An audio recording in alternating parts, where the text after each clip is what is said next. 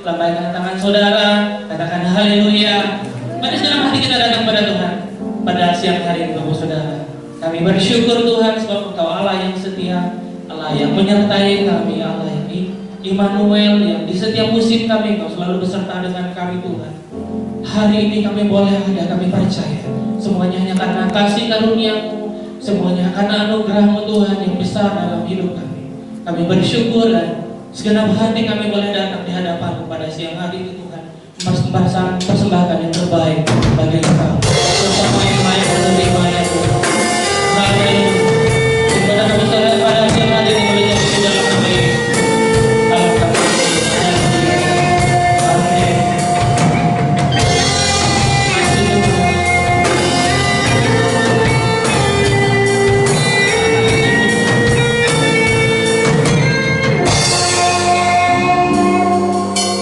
Aku datang dan berserah.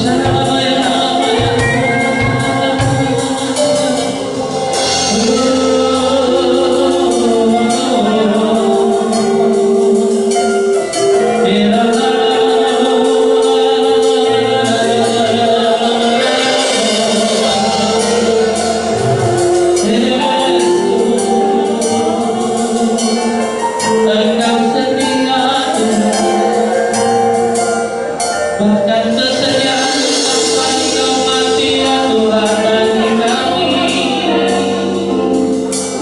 Kami bersyukur buat pengorbanan bagi kami, sehingga kami diselamatkan. Kami bersyukur kepadamu, sebab karena pengorbanan bagi kami, kami bisa memuji Engkau, menyembah-Mu, meninggikan nama-Mu, bersyukur kepadamu karena kebaikan-Mu bagi kami.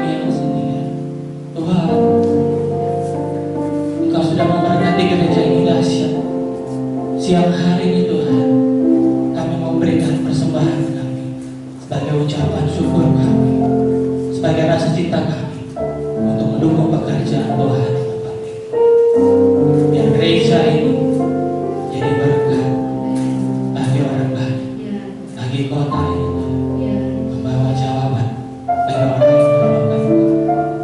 Terima kasih Tuhan, persembahkan yang terbaik hanya bagi Kau. Haleluya Yesus. Amin.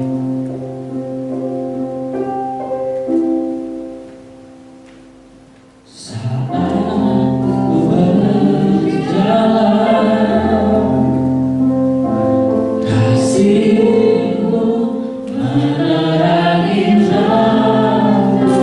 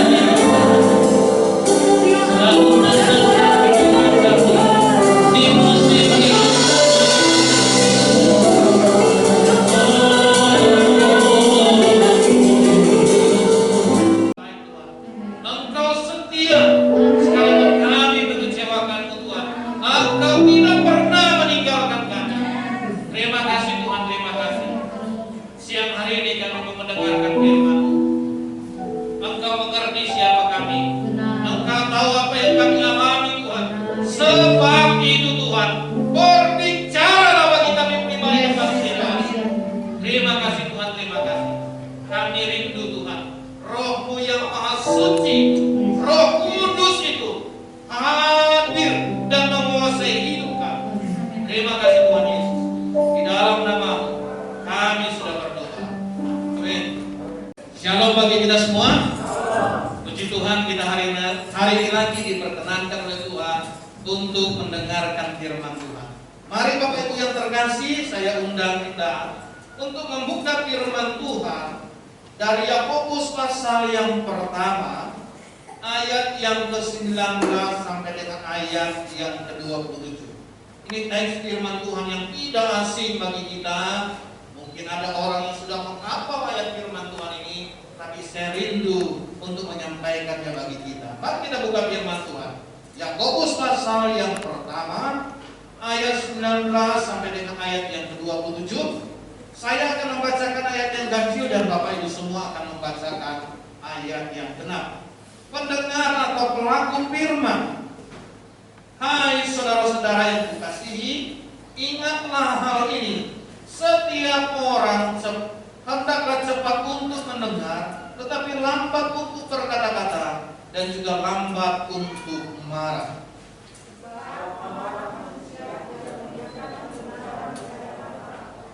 Sebab itu buanglah segala sesuatu yang kotor dan kejahatan yang begitu banyak itu, dan terimalah dengan lemah lembut firman yang tertanam di dalam hatimu, yang berkuasa menyelamatkan jiwamu.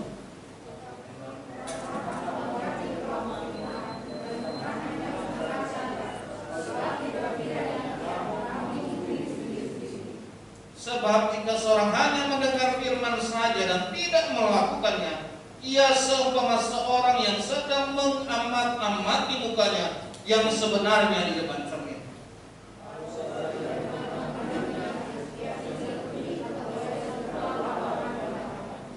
Tetapi barang siapa meneliti hukum yang sempurna, yaitu hukum yang memerdekakan orang, dan ia bertekun di dalamnya, jadi bukan hanya pendengar untuk melupakannya, tetapi sungguh-sungguh melakukannya, ia akan berbahagia oleh perbuatannya.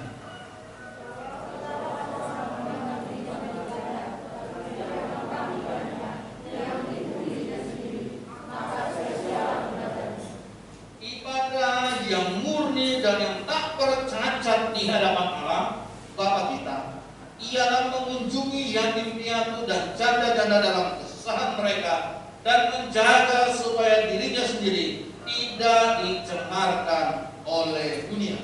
Terima kasih. Kita sudah membaca dan merenungkan firman Tuhan. Kita akan merenungkan firman Tuhan ini di bawah satu tema, mendengar dan melakukan firman Tuhan. Bapak Ibu Saudara yang dikasihi dalam Tuhan, dalam teks firman Tuhan ini Yakobus mengingatkan kita sebagai orang percaya bahwa tidak cukup hanya menjadi pendengar, tetapi juga menjadi pelaku firman Tuhan yang setia. Sangat mudah bagi kita untuk mengoreksi, mengomentari, atau menghakimi orang lain daripada memberikan teladan hidup. Bapak Saudara yang dikasihi dalam Tuhan, kekristenan membutuhkan bukti. Kekristenan itu bukan hanya sekedar omongan, tapi membutuhkan bukti. Saya ada membaca satu kalimat dan ini sangat menarik bagi saya. Ada berapa tujuan orang pergi beribadah ke gereja ya? Ini berdasarkan penelitian. Ada beberapa orang pergi ke gereja untuk jalan-jalan.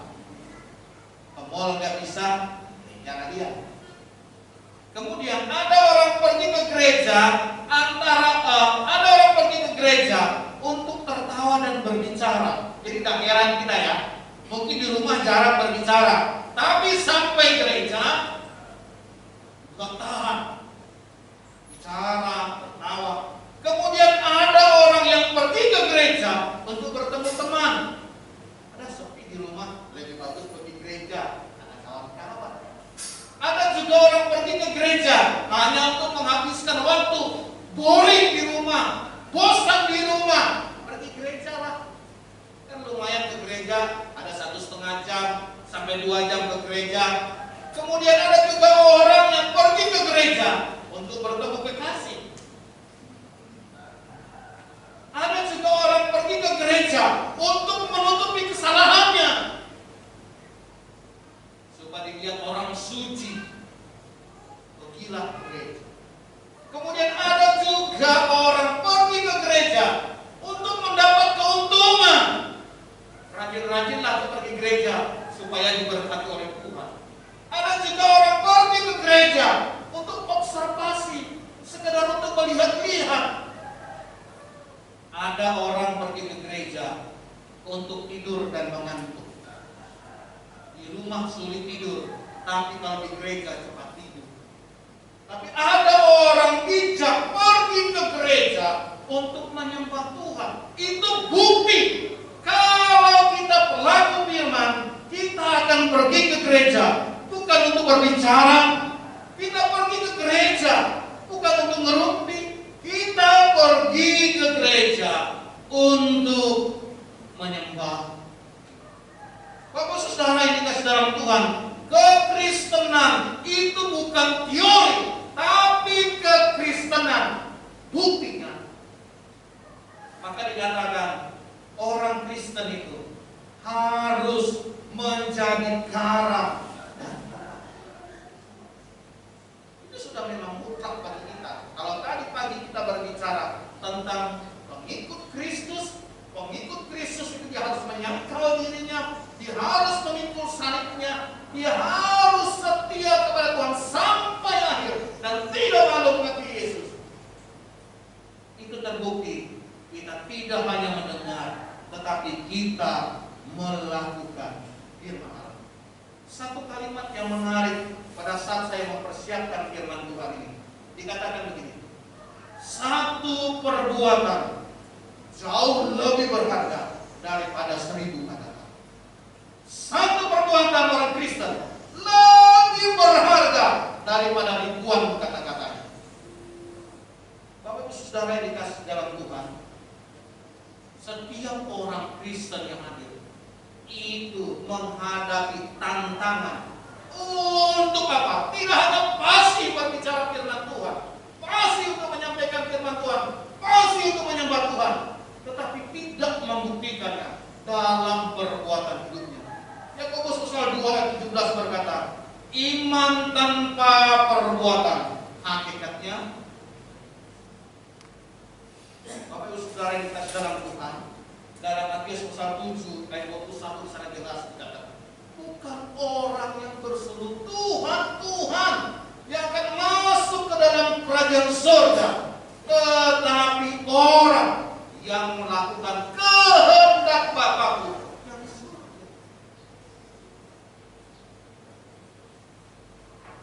Orang percaya dituntut bukti, dituntut tindakan nyata. Bapak Ibu Saudara yang dikasih dalam Tuhan, di mana posisi kita sekarang? Apakah orang yang selalu mendengarkan firman Tuhan? Apakah orang yang selalu mendengar, oh Tuhan berkat luar biasa, tetapi tidak terbukti dalam seluruh kehidupan kita? Bapak Ibu Saudara-saudara yang dikasih dalam Tuhan, ada 4 bukti kalau kita benar-benar menjadi pelaku firman. Ada 4 bukti. Yang pertama, bukti yang pertama kalau kita bukan pendengar saja, tapi pelaku firman. Yang pertama adalah kita bukan orang yang munafik. Ayat 22 sampai 24. Tetapi hendaklah kamu menjadi pelaku firman dan bukan hanya pendengar saja. Sebab jika tidak demikian, kamu menipu dirimu sendiri. Sebab jika seorang hanya mendengar firman saja dan tidak melakukannya, ia adalah seumpama seorang yang sedang mengamat-amati mukanya yang sebenarnya di depan cermin. Baru saja ia memandang dirinya, ia sudah pergi, atau ia segera lupa bagaimana rupanya. Mendengarkan firman Allah dengan penuh perhatian, mendengarkan firman Allah penuh dengan konsentrasi yang tinggi, tetapi tidak disertai dengan perbuatan, itu sia-sia. Salah seorang teolog berkata begini, sekalipun kita mendengar khotbah setiap hari Minggu, bahkan malaikat dari surga adalah pengkhotbahnya. Namun jika kita berhenti hanya pada mendengar, tidak akan pernah membawa kita ke surga. Seorang teolog terkenal berkata, kalau kita mendengar khotbah tiap hari, hadir ke gereja tiap minggu, kita mendengar khotbah, bahkan seandainya pengkhotbah malaikat sekalipun, kalau kita tidak melakukannya, kita tidak akan pernah memiliki surga.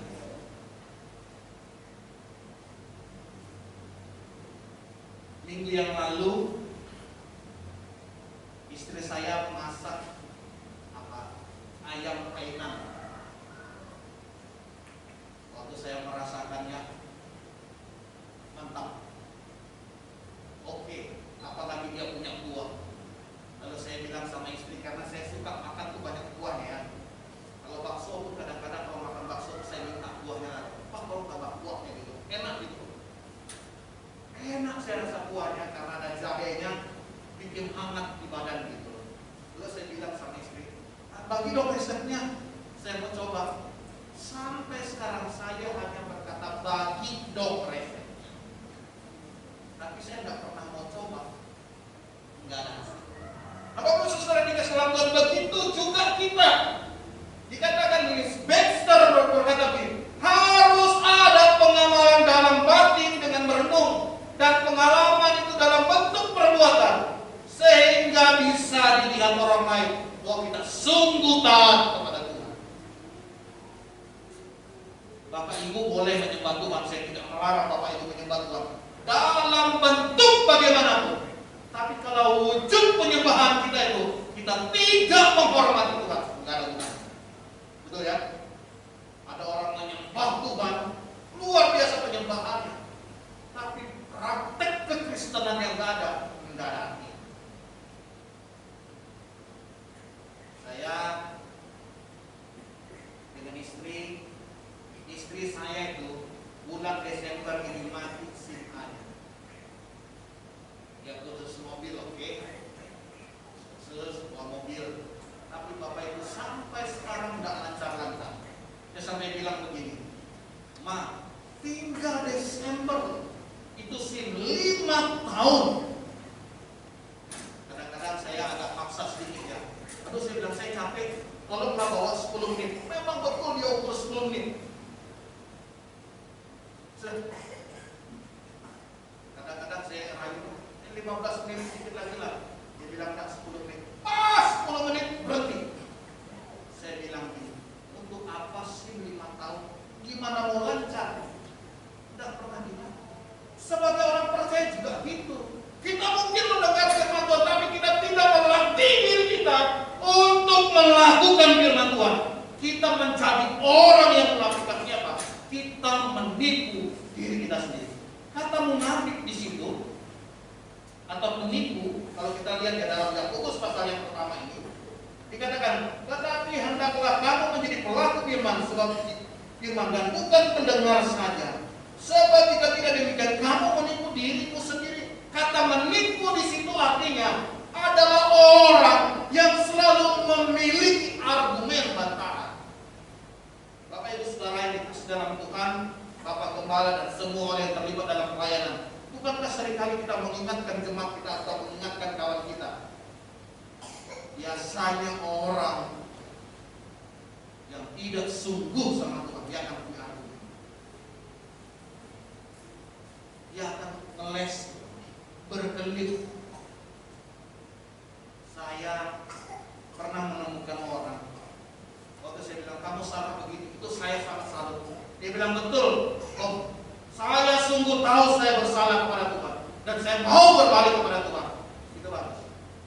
Tapi ada yang ditegur bilang begini, ya namanya juga manusia katanya, masih darah dan daging, lemah. Waktu saudara dikasih dalam Tuhan, orang yang melakukan firman Tuhan, orang yang bukan munafik. Siapa yang pergi ke gereja tadi tak pakai cermin? Saya tetap ya,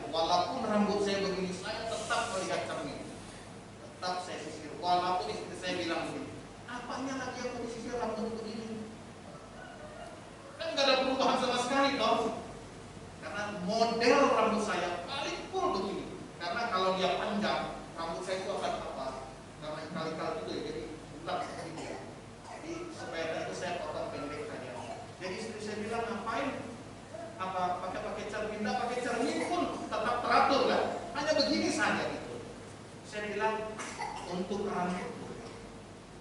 Tapi kan kalau dibuka ada logam, kita nggak tahu.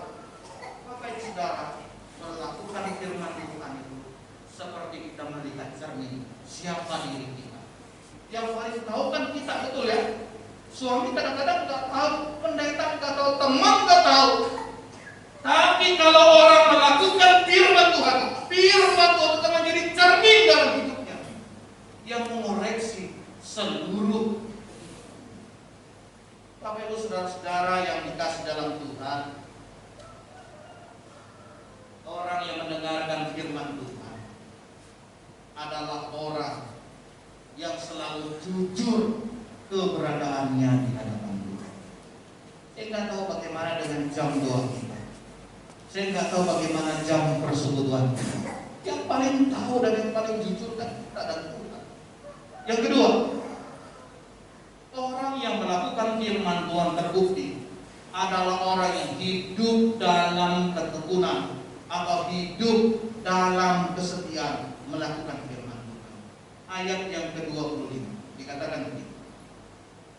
Tetapi barang siapa meneliti hukum yang sempurna, yaitu hukum yang memerdekakan orang, dan ia bertekun di dalamnya, jadi bukan hanya mendengar untuk melupakannya, tetapi sungguh-sungguh melakukannya, ia akan berbahagia oleh perbuatan.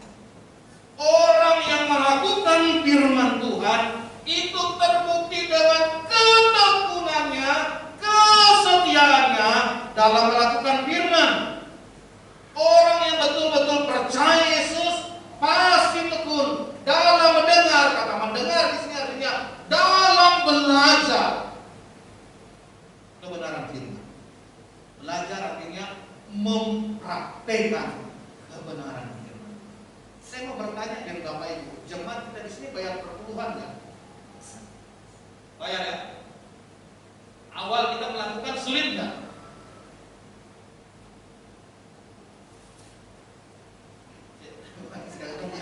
Pemimpin semua. Saya mau tanya, jemaat sini bayar perpuluhan nggak? Bayar. Melakukan pertama sulit nggak? Sulit. Siapa bilang nggak sulit? Mana Bapak yang bilang sulit tadi? Betul Pak. Saya juga sama. Sulit.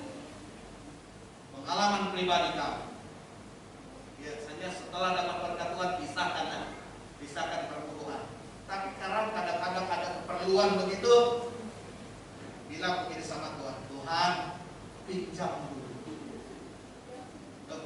Kalau ada yang senyum-senyum berarti pernah melakukan itu kan? Pinjam dulu Tuhan. Nanti bila dapat berkat, bukan pinjamlah 1-2 kali ganti. Tapi berikutnya dalam bahasa Inggrisnya nyanyak. Bapak Ibu tahu nyanyak itu? Biasa sudah. Sampai akhirnya enggak terbayar. Bapak Ibu, bukan saya berkata kita memberikan perpuluhan supaya diberkati oleh Tuhan, bukan ya. Tapi memberikan perpuluhan karena itu yang Tuhan mau. Jadi konsep kita salah kalau kita memberi perpuluhan supaya diberkati Tuhan, salah. Karena kita sudah diberkati oleh Tuhan, makanya kita memberikan kepada Tuhan. Pertama keselamatan. Jadi kami dan istri mulai disiplin. Bapak Ibu, bukan main rasanya sulit. Pertama, akhirnya apa? Tekun untuk belajar. Saya sampai sekarang tidak pernah tahu, saya tahu. Istri saya bilang, kalau kita dapat berkat Tuhan meningkat, perpuluhan pun meningkat. Jadi selalu dia pisahkan. Persembahan per bulan berapa, perpuluhan berapa. Sakit enggak awalnya? Sakit. Tapi ketekunan itu akan menghasilkan dampak yang luar biasa. Amin. Bapak Saudara ini dikasih dalam Tuhan, hidup dalam ketekunan, kesetiaan melakukan firman Tuhan. Dalam 2 Petrus 2:21 dikatakan, mengatakan bahwa lebih baik tidak pernah tahu kebenaran daripada setelah tahu lalu berbalik daripada kebenaran. Semakin kita banyak tahu kebenaran firman Tuhan, semakin banyak tentu kita dituntut untuk melakukan kebenaran itu. Tapi bukan berarti karena kalau begitu nggak usah aku baca kitab biar udah banyak tahu supaya nggak banyak dituntut. Nggak bisa begitu. Masa bapak ibu anak umur 20 tahun kelakuan 5 tahun kan kita nggak pernah mau toh? Itu juga dalam kehidupan kita orang percaya. Bapak ibu saudara yang dikasih dalam Tuhan, karena jangan pernah berpikir sekian lama belajar firman Tuhan maka kita mempunyai pengertian yang dalam Tuhan. Tidak. Semakin kita belajar, semakin kita tahu bahwa kita perlu pertolongan Tuhan untuk melakukan kebenaran firman Tuhan. Kalau saudara yang dikasih dalam Tuhan, orang yang bertekun melakukan firman Tuhan terbukti dalam kehidupannya ia menyukai kebenaran firman Tuhan. Kalau kita mau jujur, saya mau bertanya, mana lebih lama kita lihat Facebook, mana lebih lama kita update status, mana lebih lama kita lihat WA, mana lebih lama kita lihat YouTube daripada kita baca firman Tuhan? Coba kalau kita hitung, satu hari mana yang lebih lama? Facebook? Anak saya komplain dengan saya, Pak, pakai Instagram. Aku bilang, saya nggak usah lah pakai Instagram, nggak berbaca. Pak, ini dia bilang enggak. 2 hari yang lalu saya pertama saya bikin story ya di WhatsApp. Lalu anak saya yang perempuan kan responsif, wih ada kemajuan papa katanya, bisa bikin story di WhatsApp. Saya bilang belajar. Kalau mau jujur, berapa banyak waktu kita untuk belajar firman Tuhan? Banyak nggak? Jujur kita lebih sulit kita untuk belajar firman Tuhan daripada buka Facebook. Saya nggak yakin ibu-ibu di sini kalau buka Facebook 10 menit nggak yakin. Apalagi kalau lihat gambar teman-teman lagi di mana, shopping di mana atau apa. Kadang baju baru atau makanan yang enak, komentar kita panjang. Saya nggak menyindir, tapi itu kenyataan. Orang yang melakukan firman Tuhan terbukti dia setia dalam melakukan firman Tuhan, menyukai firman Tuhan itu siang dan malam, merenungkan Taurat ke siang dan malam. Kalau mau jujur, kita kadang-kadang malam sudah berganti, belum tentu kita merenungkan firman Tuhan. Sekarang kami di rumah agak bolong-bolong dalam doa malam bersama keluarga ya, karena anak-anak saya di Medan, 2 orang di Medan karena tidak bisa balik karena PPKM, harus vaksin dulu katanya baru bisa balik. Jadi sudah 3 bulan di sana. Selama 3 bulan ini doa keluarga bolong-bolong. Anak-anak saya bilang kadang-kadang jam 2 tidak teratur, jam 7 kadang mereka bilang minta berdoa. Mana bisa berdoa malam jam 7 masih ada kegiatan? Saya bilang jam-jam segini. Mereka bilang nggak bisa Pak. Agak ini ada kegiatan, ada ini ada tugas, apa semua segala macam. Selalu kami ingatkan, bukan masalah kita tidak punya waktu untuk berdoa dan bermohon atau punya hubungan pribadi dengan Tuhan. Bukan kita tidak punya waktu, tapi kita tidak punya hati. Betul ya? Kalau kita ada hati, kita akan melakukan itu dengan setia. Tidak usah panjang-panjang. Ada kan 2 malam suami istri anak. Ada kan 2 malam 10 menit 15 menit. Saya nggak minta 1 jam karena saya tahu pasti nanti akan keberatan. 10 menit 15 menit ada kan hubungan pribadi dengan Tuhan. Saya senang dengan kalimat-kalimat hikmat dari Charles Spurgeon. Charles Spurgeon ini adalah seorang teolog pengkhotbah abad 19 ya. Dia berkata begini, orang yang melakukan firman Tuhan, hindarilah Injil yang dibungkus kata-kata manis. Carilah Injil yang mengoyak, merobek, dan memotong, bahkan mematikan. Karena itulah Injil yang menghidupkan kembali. Hindarilah Injil yang dibungkus kata-kata manis. Carilah Injil yang mengoyak, merobek, dan memotong, bahkan mematikan. Karena itulah Injil yang menghidupkan kembali. Agak keras kata-katanya. Dia berkata apa? Semakin kita setia dalam melakukan firman, kita tidak hanya mau mendengarkan firman Tuhan yang menyenangkan telinga, tetapi firman Tuhan yang merobek jiwa kita. Bapak Ibu Saudara yang dikasih dalam Tuhan, 2 Timotius 3:16 berkata, segala tulisan yang diilhamkan Allah memang bermanfaat untuk mengajar, untuk menyatakan kesalahan, untuk memperbaiki kelakuan, dan untuk mendidik orang dalam kebenaran. Orang yang melakukan firman Tuhan, orang yang membuka hatinya, orang yang membuka jiwa untuk dikorek oleh kebenaran firman. Bapak Ibu Saudara yang dikasih dalam Tuhan, saya dalam mempersiapkan firman Tuhan, saya baca, setelah saya baca, saya mungkin lakukan cerita sendiri sambil saya berpikir, sambil saya bergumul. Kalau istri saya tipenya berbeda ya, dia duduk betul-betul dia sejam, 2 jam, 3 jam, 4 jam, lanjut lagi duduk. Saya nggak bisa tipe seperti itu ya. Saya baca, bergumul, jalan, baca, semua seperti itu. Tapi ada satu kalimat yang dia keluarkan untuk saya, dan saya sangat berkesan dengan kata-kata itu. Istri saya berkata apa? Pada saat engkau merenungkan firman Tuhan dan menyampaikan firman Tuhan, haruslah hidup dalam kegentaran karena engkau bersatu. Saya mendisiplinkan diri. Saya bergumul, duduk betul-betul mempersiapkan. Karena apa? Firman Tuhan itu sebelum menegur Bapak Ibu, dia sudah merobek jiwa saya. Bapak Ibu Saudara yang dikasih dalam Tuhan, hidup dalam kesetiaan melakukan firman Tuhan. Saya tidak berkata itu gampang. Itulah seperti Bapak tadi pagi, kita menyangkal diri dan menyalibkan hidup bersama. Bapak Ibu Saudara yang dikasih dalam Tuhan, yang ketiga, orang yang melakukan firman Tuhan adalah seorang yang bertanggung jawab dalam menggunakan lidah. Ayat 26 dikatakan, jika ada seorang menganggap dirinya beribadah tetapi tidak mengekang lidahnya, ia menipu dirinya sendiri, maka sia-sia.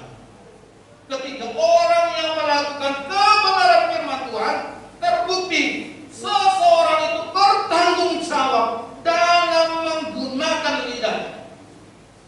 Seorang yang melakukan firman adalah seorang yang bertanggung jawab dalam menggunakan lidah atau perkataannya.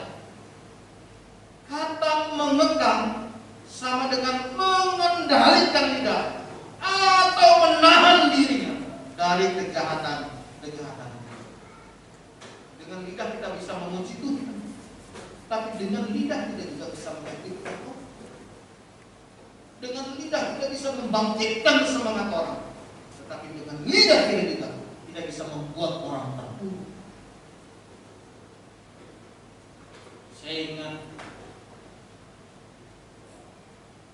tahun lalu saya dihubungi oleh mantan mahasiswa saya. Dia seorang wanita ya.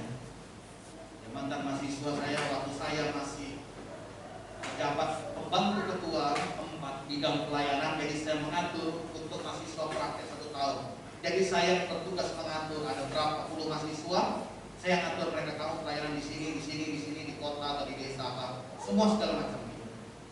Nah satu kali dia datang ke saya. Dia berkata begini, Pak, apakah tidak salah Bapak menempatkan saya di sebuah desa? Karena dia sudah pernah pelayanan sebelumnya ya. Dia masuk ke kembali sekolah teologi, lalu saya menempatkan dia di sebuah desa. Dia agak komplain sama saya. Dia bilang, Pak, tidak salah Bapak menempatkan saya. Saya nggak tahu juga ya. Tapi saya ngomong begini, tidak apa-apa. Kamu itu ibarat pohon singkong di tangan Tuhan. Pohon singkong itu dilempar di mana saja tumbuh, toh.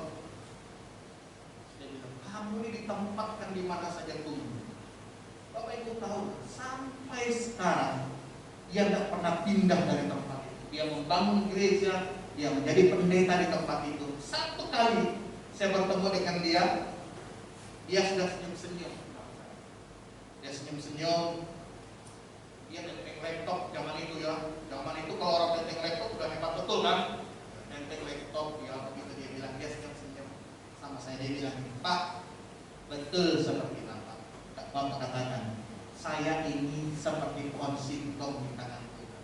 Dimanapun Tuhan tancapkan saya akan menghasilkan sesuatu untuk Tuhan. Kalau saudara dikasih dalam Tuhan, saya bilang, Tuhan terima kasih. Engkau pakai perkataanku yang sederhana menjadi satu semangat, satu motivasi untuk dia boleh melayani Tuhan. Nah, jadi pertanyaan Bapak Ibu Saudara, kalau kita melakukan kebenaran firman Tuhan, perkataan apa yang keluar dari mulut kita? Karena dikatakan Rob, jika ada seorang yang menganggap dirinya beribadah, tetapi tidak mengekang lidahnya, ia menipu diri sendiri, maka sia-sia kita menyembah Tuhan, sia-sia kita melayani Tuhan, sia-sia apapun yang kita buat dalam gereja ini, kalau lidah kita tidak pergunakan secara bertanggung. Berapa banyak orang undur daripada Tuhan karena perkataan itu? Berapa banyak orang kecewa dan meninggalkan Tuhan karena perkataan kita? Dan berapa banyak orang diberkati oleh Tuhan karena kata-kata berkat yang dikeluarkan dari kehidupan kita? Orang yang melakukan firman Tuhan adalah orang yang mempergunakan lidahnya dengan bertanggung. Kalau kita lihat ya, dalam Matius pasal 12 ayat 35 dikatakan, orang baik itu akan mengeluarkan perbandaran yang baik lewat kata-katanya.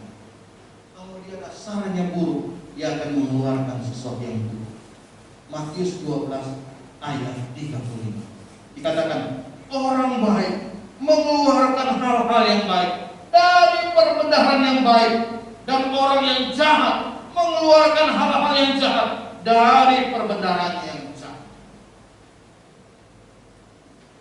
Tidak jarang kita bertemu dengan rekan kerja kita, tidak jarang kita bertemu dengan rekan bisnis kita, bahkan tidak jarang kita juga bisa bertemu dengan kumpulan teman-teman, tapi ngomongnya masih ngomong yang jorok. Tapi justru kehadiran kita membawa sesuatu yang luar biasa di tengah kumpulan seperti ini. Bapak Saudara yang dikasih dalam Tuhan, ada hubungan yang begitu luar biasa antara lidah dan hati. Kalau hati kita busuk, semua juga keluar sesuatu yang busuk. Bapak Saudara yang dikasih dalam Tuhan, bagian yang ketiga ini, kalau kita melakukan firman Tuhan, kita bukan orang yang munafik, tetapi kita adalah orang yang bertanggung jawab menggunakan itu. Yang keempat dan yang terakhir, bukti orang melakukan firman Tuhan. Yang keempat adalah ayat 27. Ibadah yang murni dan yang tak bercacat di hadapan Allah Bapa kita ialah mengunjungi yatim piatu dan janda-janda dalam dusan mereka, dan menjaga supaya diri sendiri tidak dicemarkan oleh Tuhan. Orang yang melakukan kebenaran firman Tuhan itu terbukti adalah seseorang yang memiliki hati yang peduli kepada sesamanya. Bapak Saudara yang dikasih dalam Tuhan, tidak cukup bagi orang percaya hanya tidak berbuat jahat kepada orang lain, tetapi juga harus berbuat baik kepada orang. Berapa kali saya sampaikan di Jumat ini, berbuat baik dengan orang lain jangan tunggu kita kaya, tapi sekarang kita berbuat baik. Mungkin kita tidak bisa memberikan orang itu uang, tapi kita bisa mendoakan mereka. Kita mungkin tidak bisa berbuat sesuatu, tetapi kita bisa memperhatikan mereka, menguatkan mereka, menghiburkan mereka. Kata yatim piatu dan janda itu artinya mewakili semua orang miskin, semua orang yang menderita, semua orang yang membutuhkan pertolongan kita dan penghiburan kita. Paling gampang untuk menolong orang yang bisa membalas kebaikan kita. Tetapi Tuhan minta orang yang mungkin tidak bisa membalas segala kebaikan kita. Tuhan berkata, kalau kamu menolong orang dan orang itu membalas, itu sudah cukup. Tetapi kita menolong orang, mungkin orang itu tidak bisa membalas kebaikan kita, tapi itu sesuatu yang berharga di dalam hidup. Kata mengunjungi itu artinya menghibur, mendoakan, menolong semampu kita. Jadi menghibur, mendoakan, menolong semampu kita. Kadang kita menolong orang gak perlu uang kita, tapi orang perlu kehadiran. Orang perlu apa? Penghiburan. Orang perlu doa kita. Bapak Saudara yang dikasih dalam Tuhan, orang yang melakukan kebenaran firman Tuhan, orang yang peduli kepada sesama. Bagaimana Bapak Ibu Saudara yang dikasih dalam Tuhan? Ada nggak waktu doa kita mendoakan sesama anak jemaat kita? Kalau membicarakan itu tidak perlu saya tanya, karena kecenderungan kita membicarakan orang itu kan nggak tahan-tahan. Tapi mendoakan sesama jemaat kita ada nggak? Menguatkan dia, menghiburkan dia. Kadang-kadang orang hanya perlu didengarkan keluh kesahnya, sudah cukup. Satu kali saya pernah mengunjungi seorang, belum ngomong apa-apa, dia sudah nangis apa. Dia ungkapkan keluh kesahnya, sudah selesai. Bapak Saudara yang dikasih dalam Tuhan, tapi firman Tuhan kembali lagi mengingatkan kita. Ayat 27b dikatakan apa? Dan menjaga supaya dirinya sendiri tidak dicemarkan oleh itu. Bukan hanya menolong orang, tetapi juga kita mengintrospeksi diri kita, sehingga kita tetap berada dalam jalur itu. Bapak Saudara yang dikasih dalam Tuhan, apa akibatnya kalau kita mendengarkan dan melakukan kebenaran firman Tuhan? Ayat yang ke-21. Sebab itu buanglah segala sesuatu yang kotor dan kegiatan yang begitu banyak itu, dan terimalah dengan lembut firman yang tertanam di dalam hatimu, yang berkuasa menyelamatkan jiwa.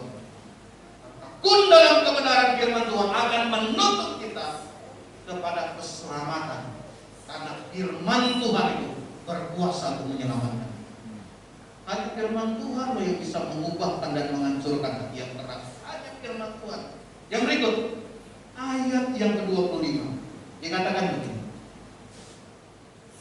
Tetapi barang siapa meneliti hukum yang sempurna, yaitu hukum yang memerdekakan orang, dan ia bertekun di dalamnya, jadi bukan hanya mendengar untuk melupakannya, tetapi sungguh-sungguh melakukannya, ia akan berbahagia oleh perbuatan.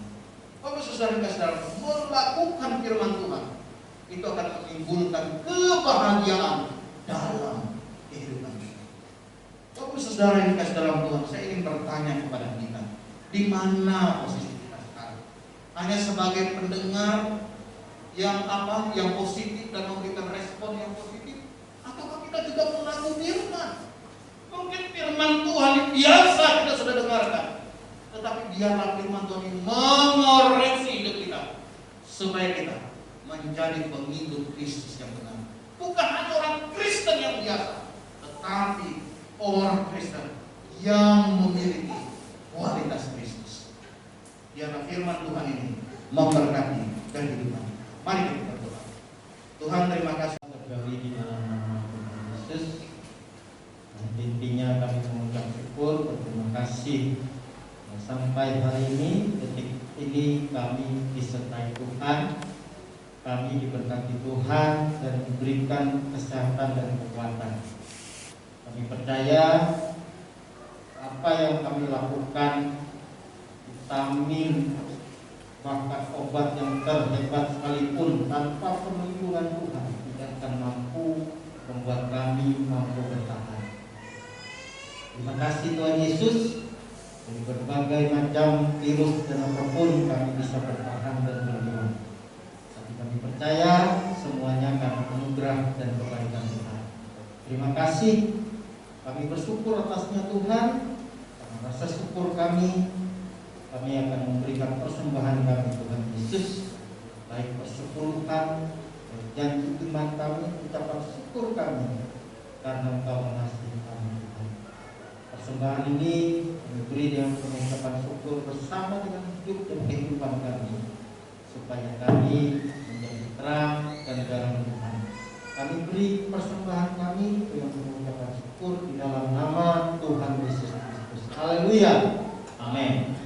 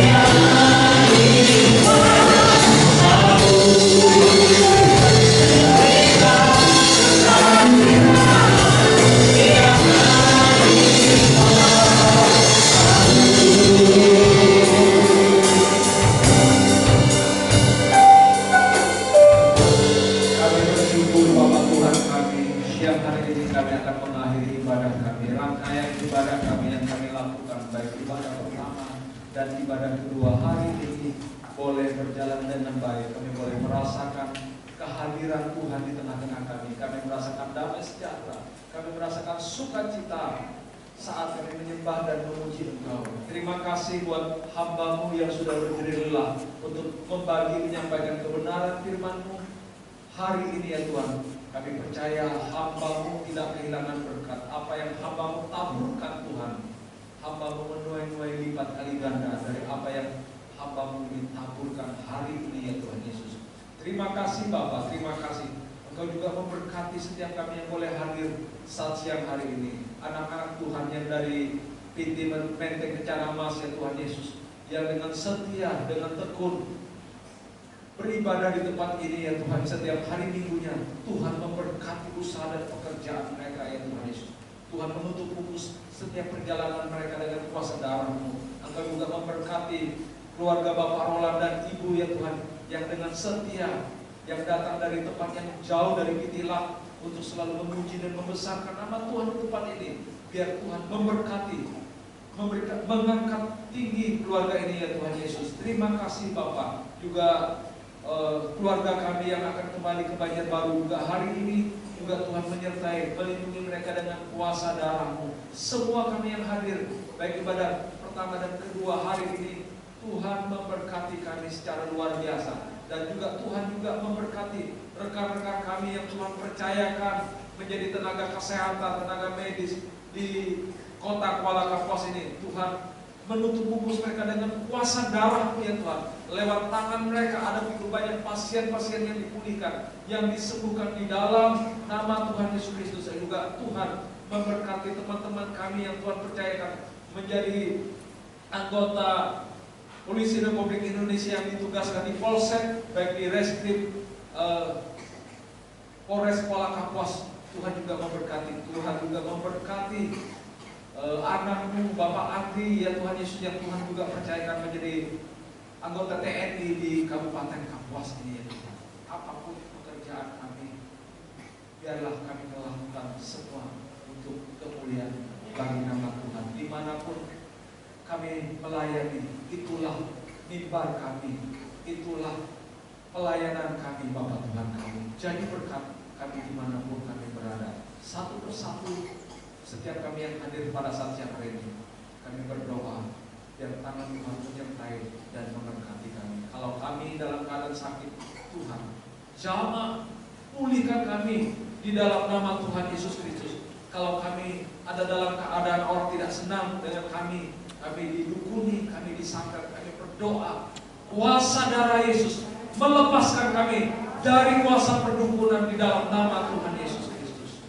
Damai sejahtera yang datang dari Tuhan saja diturunkan atas kami. Sebentar kami berpisah satu dan yang lain, kami percaya anugerah dan berkat-Mu menyertai kami sekalian. Angkat kedua tangan kita tinggi-tinggi karena kita membuka hati kita untuk siap terima berkat yang datangnya dari Tuhan.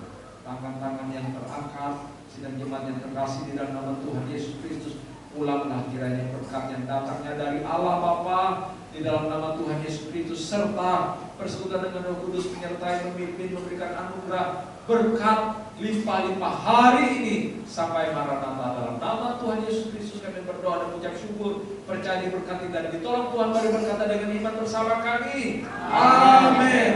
Selamat siang.